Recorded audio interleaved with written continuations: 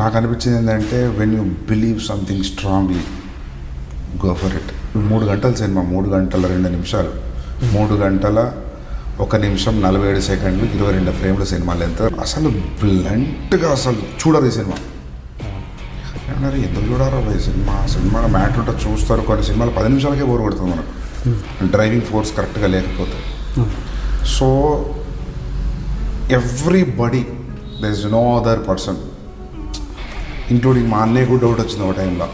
కానీ మా అన్నయ్య ఇంకా రిలీజ్కి ముందు వారం రోజుల ముందు ఒక 10 సార్లు చూసుంటాడు. దెన్ ఈ సైడ్ ఓకే, బట్ ముందు కూడా డౌట్ ఉండే. శాలిని ఉంది కదా, she is very artistic person అమ్మాయి.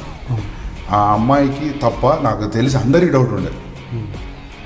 3 గంటల వల్లే ప్రాబ్లం అయింది సినిమాకు, లేకపోతే ప్రాబ్లం లేదు.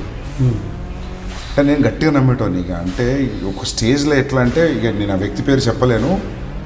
నేనేం చెప్పినా అంటే, ఒకవేళ ఈ సినిమా పోతే ఐదర్ నేను ఆస్ట్రేలియా కన్నా పోతా, లేకపోతే వరంగల్ అవే మా నాన్న గ్రేట్ మార్కెట్ బిజినెస్లో కూర్చుంటా.